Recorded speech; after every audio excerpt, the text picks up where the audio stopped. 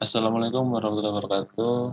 Perkenalkan nama saya Muhammad Hilmi, NIM 2018-549. Saya dari kelas Hukum Ekonomi Bisnis, kelas I, dosen pengembangan buku Iva Hafiza. Saya di sini akan mencoba menjelaskan tentang pasar modal.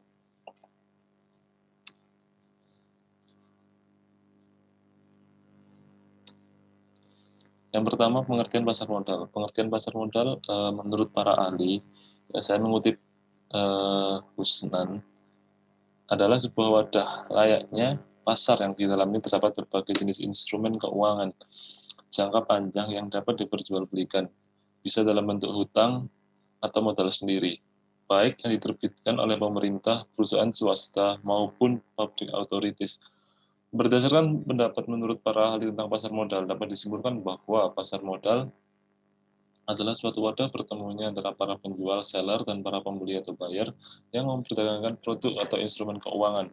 Penjual dalam hal ini adalah perusahaan go-public atau dikenal dengan emiten, sedangkan pembeli dikenal sebagai investor. Selanjutnya, surat berharga yang diperdagangkan atau ditransaksikan di dalam pasar modal bisa dibedakan menjadi dua bagian. Yang pertama, surat berharga berbentuk utang atau lebih dikenal dengan obligasi. Yang kedua, surat berharga berbentuk kepemilikan atau lebih dikenal dengan saham. Ada tiga jenis pasar modal. Yang pertama yaitu pasar perdana atau primer atau primary market. Di pasar modal ada yang disebut sebagai pasar perdana. Pasar perdana ini adalah suatu wadah penawaran saham untuk pertama kali yang dilakukan oleh emiten kepada investor selama waktu yang telah ditentukan oleh pihak penerbit atau issuer. Biasanya itu dilakukan dalam 6 hari kerja sebelum saham atau stok tersebut diperdagangkan di pasar sekunder atau secondary market.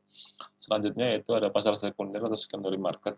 Setelah dari pasar perdana atau primary market, selanjutnya adalah kelanjutan dari pasar perdana, yaitu suatu wadah terjadinya transaksi jual beli berbagai macam efek, di mana efek-efek tersebut telah melewati masa penawaran di pasar perdana sekurang-kurangnya 90 hari. Nah, setelah mendapatkan izin emisi, maka efek-efek tersebut tercatat dalam Bursa Efek Indonesia. Yang ketiga, yaitu ada bursa paralel atau over the counter atau OTC. Market ini adalah jenis pasar modal pelengkap atau tidak terdaftar pada Bursa Efek Utama.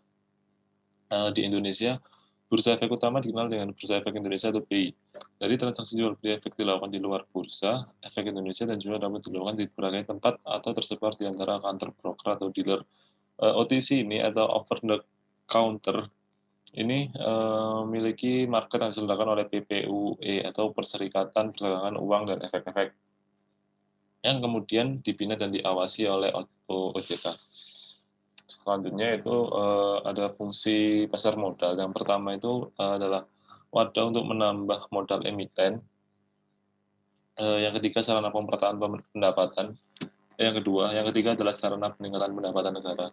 Yang pertama wadah untuk menambah modal emiten adalah pasar modal merupakan salah satu sarana untuk mendapatkan sumber dana tambahan oleh perusahaan, yaitu melalui penanaman modal dari investor baik melalui instrumen saham, obligasi, dan sebagainya. Dengan adanya dana segar tersebut, diharapkan perusahaan mampu memanfaatkan untuk meningkatkan kapasitas produksi sehingga pendapatan pun meningkat. Dampak lebih jauhnya yaitu bisa terciptanya lapangan kerja baru. Selanjutnya ada sarana pemerataan pendapat. Maksudnya di sini adalah selain keuntungan untuk emiten, pasar modal juga menjadi wadah untuk memperoleh pendapatan bagi masyarakat yang melakukan investasi. Keuntungan yang diperoleh baik berbentuk capital gain, dividen, kupon, dan sebagainya dianggap mampu menjadi sarana pemerataan pendapatan. Hal ini akan menjadi maksimal jika pasar modal itu mampu menjangkau seluruh lapisan masyarakat. Yang ketiga, ada sarana peningkatan pendapatan negara. Dalam hal ini, pemerintah pun juga mendapatkan keuntungan dengan adanya pasar modal, yaitu menjadi sumber pendapatan negara, terkhusus melalui pajak. Semakin tinggi transaksi yang terjadi di pasar modal, juga semakin besar penerimaan pajak negara melalui pasar modal. Selain itu juga mengindikasikan bahwa kegiatan bisnis atau usaha emiten berjalan dengan baik. Tentu juga ini bisa menjadi salah satu indikator kesuksesan perekonomian suatu bangsa. Selanjutnya ada tujuan pasar modal. Yang pertama itu bisa memberikan kesempatan atau peluang kepada masyarakat untuk berperan dalam pertumbuhan ekonomi. Yang kedua bisa membagi kesempatan kepada masyarakat untuk menjadi bagian dari kepemilikan suatu perusahaan sehingga bisa menikmati profit atau laba. Yang ketiga, bisa memberikan kesempatan atau peluang kepada pelaku bisnis perusahaan untuk mendapatkan sumber modal dalam rangka melakukan ekspansi. Selanjutnya itu, ada manfaat pasar modal. Yang pertama, keuntungan dan manfaat pasar modal bagi emiten. Yang pertama ini, bisa dibagi lagi, terkhusus menjadi 4 bagian, yaitu yang pertama, sarana untuk mendapatkan dana segar. Maksudnya di sini adalah pasar modal merupakan salah satu sarana bagi perusahaan untuk meraih dana berlimpah untuk membiayai kegiatan bisnis. Nah, semestinya perusahaan mengambil manfaat dari wadah tersebut. Tentu saja dana segar tersebut berasal dari investor. Namun untuk mendapatkan dana dari investor, perusahaan juga harus mampu meyakinkan investor. Yang kedua, yaitu memberi jalan untuk melakukan ekspansi melalui pasar modal. Dana yang terkumpul dari investor merupakan kesempatan bagi perusahaan untuk melakukan ekspansi atau membangun jaringan bisnis baru. Yang ketiga yaitu meningkatkan produktivitas emiten. Jika emiten memiliki dana yang memadai, yang merupakan hasil dari perkumpulan dana di pasar modal, maka tidak ada alasan lagi emiten untuk tidak meningkatkan produktivitas atau kinerja. Bahkan jika kondisi keuangan emiten terus meningkat, bukan tidak mungkin manfaat dan dampak yang dihasilkan bisa menjadi lebih besar seperti menyerap tenaga kerja atau membuka lapangan kerja baru. Yang keempat yaitu ada sumber pembiayaan alternatif selain dari perbankan. Saat ini bank memang masih menjadi alternatif utama bagi pelaku bisnis atau emiten dalam mendapatkan sumber pembiayaan. Nah, kehadiran pasar modal ini bisa menjadi alternatif lain atau baru bagi perusahaan atau emiten untuk mendapatkan dana segar. Dengan demikian, ketergantungan terhadap utang dari bank bisa berkurang. Yang kedua ada keuntungan dan manfaat pasar modal bagi investor. Jika terdapat khususnya, yang pertama mendapatkan keuntungan melalui capital gain dan dividen. Salah satu instrumen pasar modal itu saham. Nah, jika investor berinvestasi pada instrumen ini, maka manfaat dan keuntungan bisa diperoleh yaitu berupa capital gain dan dividen. Meskipun begitu, secara prinsip investor lebih mengedepankan untuk mendapatkan dividen. Yang kedua, berpotensi mengambil alih kepemilikan perusahaan.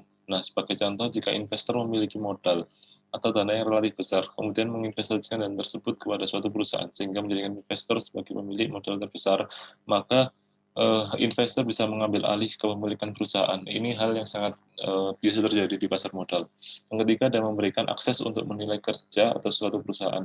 Karena di pasar modal ini terdaftar perusahaan terbuka atau TPK, maka setiap emiten diwajibkan untuk transparan dalam pengelolaan bisnis.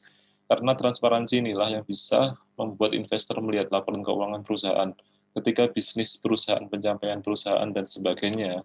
Dengan demikian, investor bisa leluasa memilih emiten mana yang memiliki prospek cerah. Terus ada yang ketiga terakhir adalah keuntungan dan manfaat pasar modal bagi pemerintah dan negara. Keuntungan dan manfaat pasar modal bisa menjadi sumber pendapatan bagi negara. Berbagai macam transaksi terjadi di pasar modal. Nah, tentu setiap transaksi akan dikenai pajak oleh negara. Nah, dana dari pajak tersebut kemudian mengalir ke dalam kas negara. Dengan demikian, pemerintah dapat mengambil manfaat dari dana pajak tersebut untuk berbagai kepentingan, pastinya untuk kepentingan rakyat, untuk masyarakat dan bangsa. Selanjutnya ada peran pasar modal. Peran pasar modal ini, pasar modal juga berperan sebagai lembaga perantara atau intermediasi keuangan selain dari perbankan. Pasar modal juga berperan dalam menjalankan aktivitas bisnis atau investasi. Pasar modal juga berperan dalam memberikan kesempatan kepada pelaku bisnis untuk memperoleh sumber pembiayaan selain dari perbankan. Selanjutnya ada produk instrumen pasar modal. Di sini ada 4 instrumen. Yang pertama instrumen saham, obligasi, reksadana, dan derivatif. Instrumen saham ini adalah surat berharga yang dapat dijadikan sebagai bukti kepemilikan seseorang atau investor terhadap suatu emiten. Dengan kata lain, jika kita memiliki saham emiten dengan jumlah tertentu, maka sudah dianggap menjadi bagian dari pemilik perusahaan. Memang sesederhana itu, tapi biasanya menjadi konsumer dengan membeli produk dari suatu perusahaan ini, kita bisa menjadi pemilik perusahaan tersebut melalui investasi saham. Juga investasi saham ini terdapat 2 jenis, saham biasa dan saham preferen. Yang kedua ada instrumen obligasi.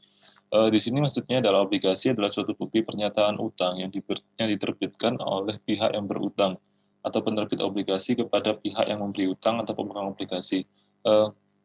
Umumnya di dalam bukti pernyataan utang tersebut berisi jumlah kupon, bunga, serta tanggal jatuh tempo pembayaran. tenor atau jangka waktu obligasi di Indonesia rata-rata itu 1 tahun sampai dengan 10 tahun. Obligasi juga termasuk produk dengan tingkat risiko yang relatif rendah. Yang ketiga ada instrumen reksadana. Reksadana ini maksudnya adalah suatu wadah sarana untuk menghimpun dana dari investor atau pemodal di mana dana atau modal tersebut akan dikelola oleh manajer investasi selaku profesional di bidangnya. Terus yang keempat itu ada instrumen derivatif. Ini adalah produk pasar modal yang terakhir, yaitu derivatif. Secara sederhana, derivatif ini adalah aset finansial atau efek turunan yang diturunkan dari saham dan obligasi. Memang instrumen derivatif ini bisa dikatakan paling asing dan jarang didengar oleh masyarakat. Derivatif juga dianggap sebagai instrumen investasi yang paling tinggi. Resikonya maksudnya di pasar modal. Nah, turunan derivatif ini terdiri dari opsi, right, dan warranty atau garansi. Juga di sini saya lampirkan juga contoh pasar modal. Yang pertama ada New York Stock Exchange saham, ada Japan Stock Exchange Group, ada Hong Kong Stock Exchange, dan Deutsche Börse. Ini yang ada di Jerman, yang ada di Asia, dan ini ada yang di Eropa. Terima kasih atas perhatiannya. Wassalamualaikum warahmatullahi wabarakatuh.